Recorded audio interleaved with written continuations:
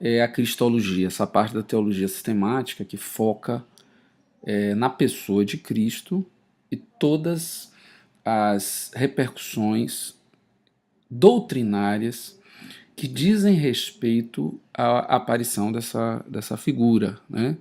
Então nós temos Cristo como essa figura central no ambiente da Escritura, e a cristologia, então, é o foco sistemático de tentar perceber em toda a Escritura todas as questões doutrinárias que apontam para Cristo, né? Que apontam para a figura de Cristo. Então, tudo na Bíblia que contribui para a doutrina que a gente chama de cristológica, ou seja, a doutrina que fala a respeito de Cristo, que abaliza quem é esta pessoa, que abaliza também que coisa fez essa pessoa, tá? Tudo isso está relacionado, né? Tudo que há na Escritura que se relaciona com isso é que a gente pode chamar do ambiente cristológico da Bíblia, né? Então nós temos então esse foco nessa nossa fase de aulas da nossa matéria, ok? A cristologia, ou seja, a parte da teologia sistemática que diz respeito à pessoa de Cristo, que diz respeito às coisas relacionadas a esta pessoa e no que tange a uma repercussão doutrinária a esse respeito, ok? Então nós temos alguns elementos bíblicos, então eu vou listar aí para vocês o elemento da pré-existência, que é o elemento importante, que fala sobre a condição anterior à condição de encarnado, ok? As tipologias veterotestamentárias ou as tipologias do Velho Testamento que falam sobre Cristo, ok? Os aspectos proféticos e messiânicos que apontam para Cristo, estamos ainda nesse caso, esses dois itens, né, relacionados ao ambiente do Antigo Testamento, né? Por fim, o processo de encarnação, a vida e a obra de Cristo, a paixão como uma forma de elemento para a ponte da cristologia para a soteriologia, né? Então, assim, para o ambiente salvífico que a pessoa de Cristo nos proporciona. E, por fim, a parúzia, ou então o momento de segunda vinda, de retorno de Cristo, prometido por ele mesmo nas Escrituras, ok? Então, de início, esse escopo da matéria que nós vamos trabalhar. Bom, então iniciemos com a discussão sobre a pré-existência. É importante nós compreendermos que isso é discutido dentro do ambiente da teologia sistemática exatamente porque algumas vezes o próprio Cristo faz uma referência anterior à sua condição de encarnado.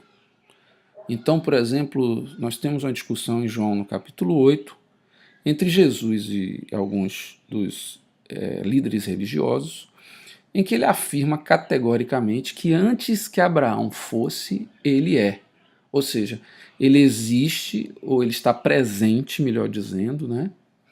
Porque essa condição de existência, ela não necessariamente representa uma condição que se refere de forma precisa a Deus, já que as coisas que existem, elas passaram em determinado momento a existir, então elas têm início, e Deus, como não tem início, como é o eterno, então falar de existência com ele talvez seja, a respeito dele, talvez seja uma coisa inadequada, mas em se tratando de uma forma que fique mais compreensiva, nós falamos da pré-existência, ou seja, do estado anterior vivido por Cristo, ou melhor dizendo, experimentado, né, pelo Cristo, antes da sua condição humana.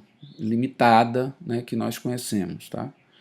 Então, a pré-existência é esse estudo, ou essa reflexão a respeito da condição anterior que Cristo tinha antes de ser humano como eu e você, ok?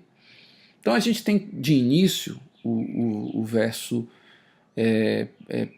1 a 3 de João, do Evangelho de João, no capítulo 1, tá?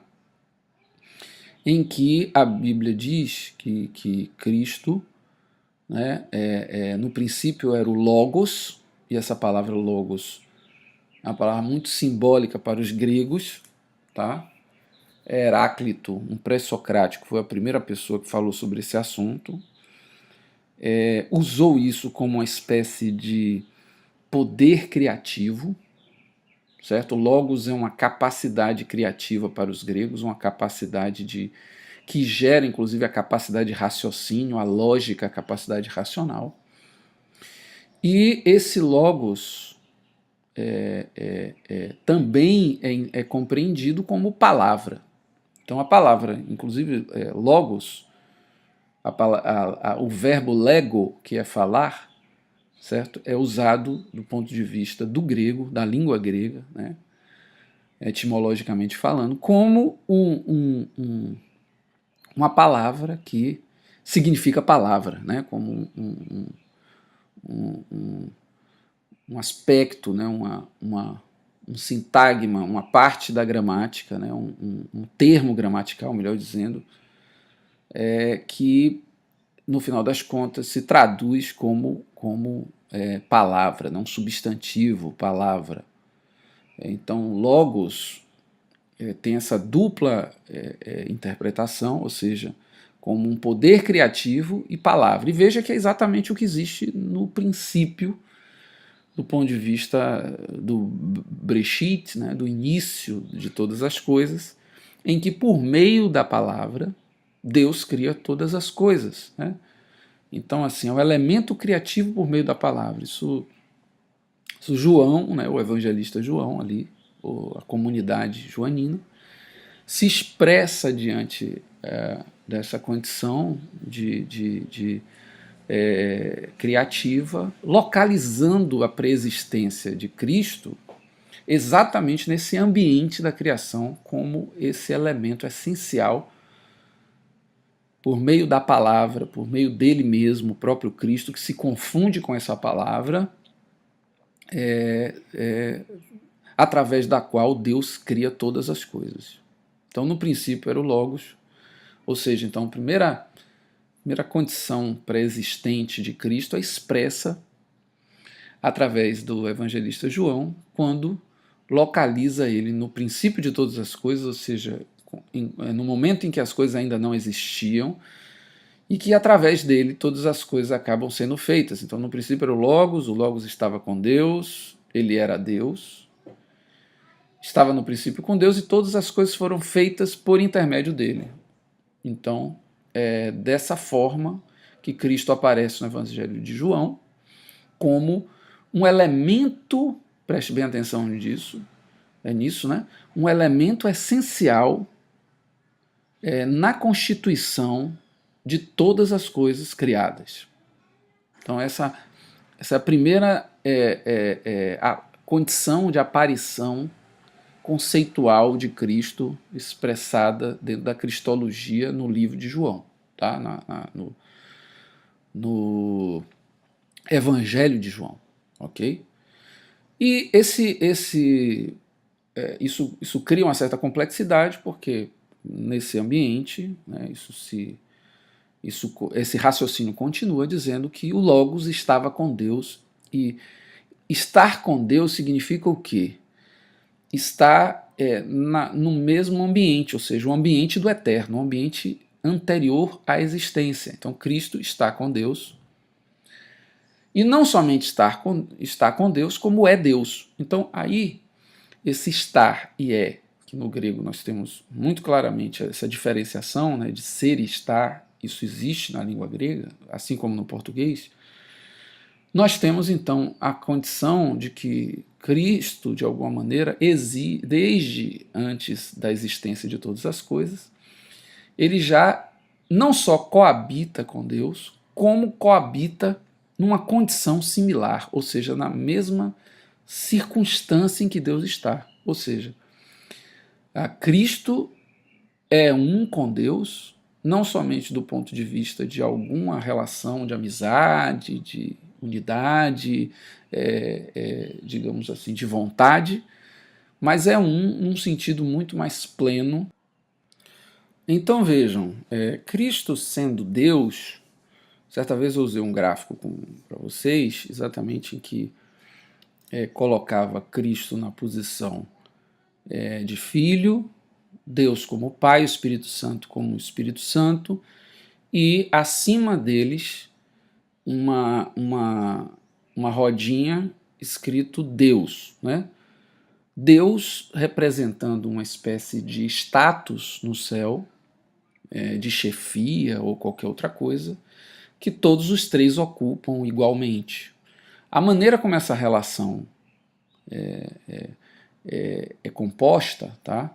O nível de unidade, da vontade, a precisão relacionada a isso, nós já discutimos em outros momentos. No momento aqui é importante nós compreendermos que quando o evangelista João ele nos revela que nós temos, em parte, Deus, Cristo, né? Cristo sendo Deus e estando com Deus ao mesmo tempo, nos revela que há algo, né, que ultrapassa somente um relacionamento com Deus, mas também há um status, uma posição que ele ocupa, que é similar à posição de Deus.